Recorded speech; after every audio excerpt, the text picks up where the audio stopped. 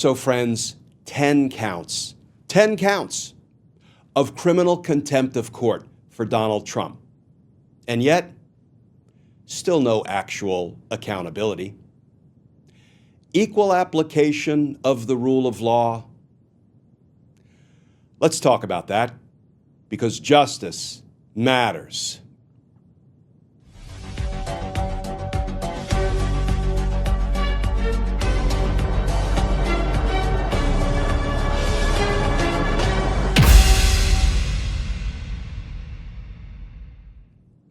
Hey all, Glenn Kirshner here.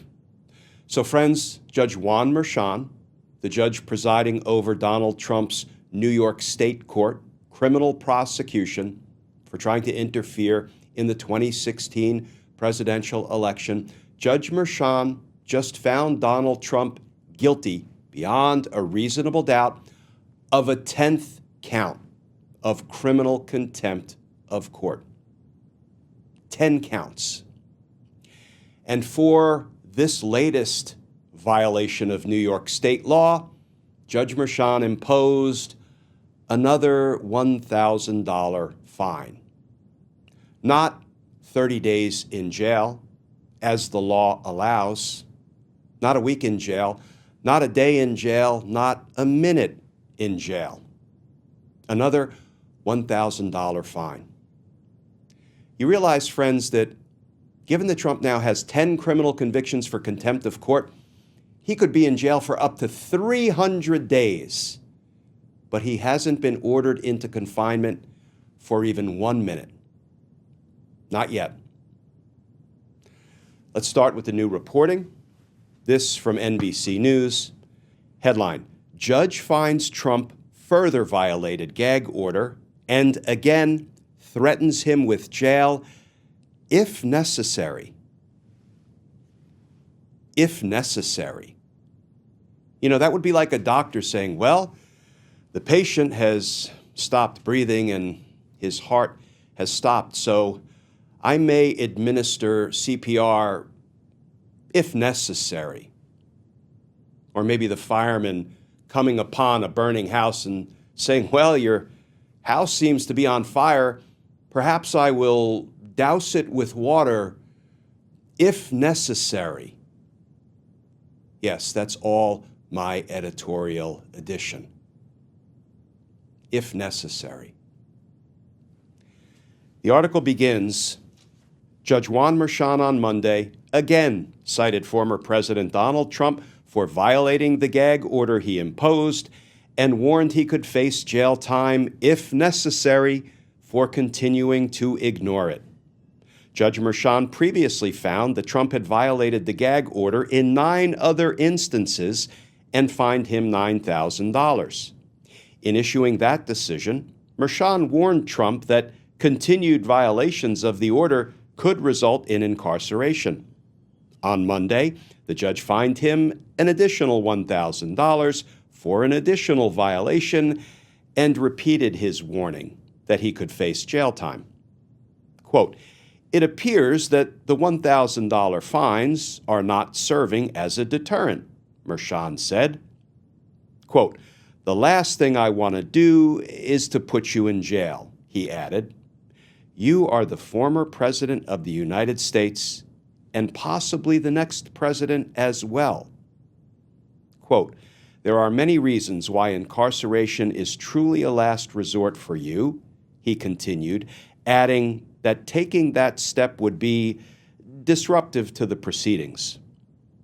But Merchan warned Trump that his continued willful violations of this court's orders threaten the administration of justice and constitute a direct attack on the rule of law.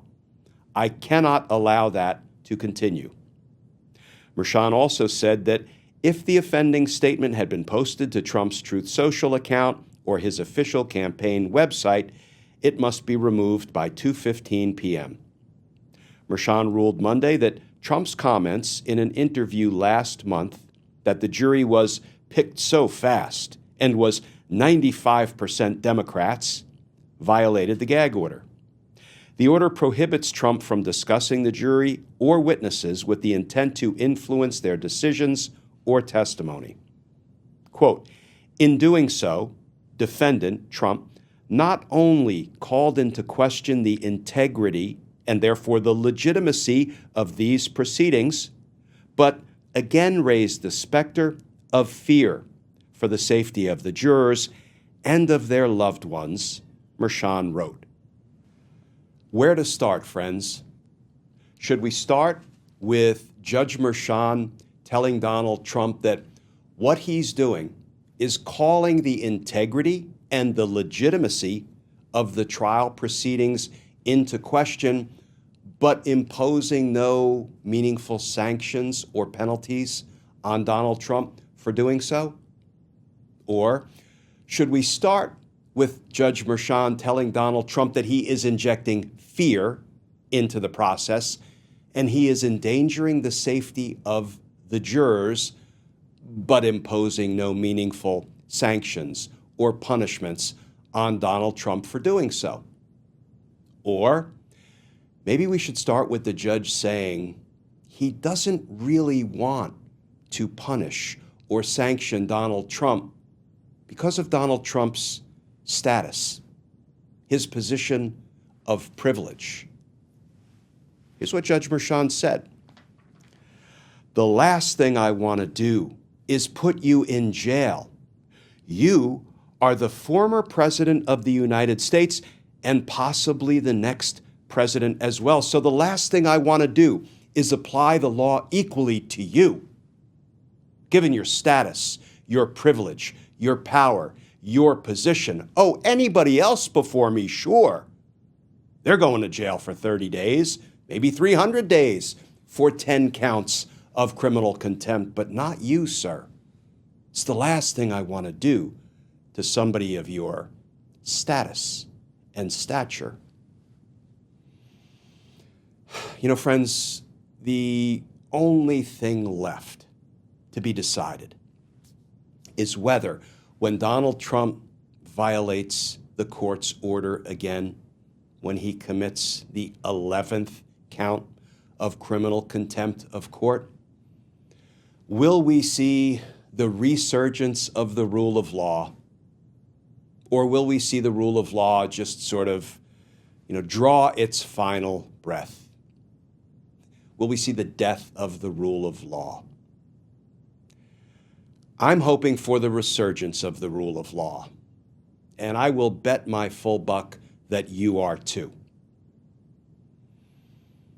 Because justice matters.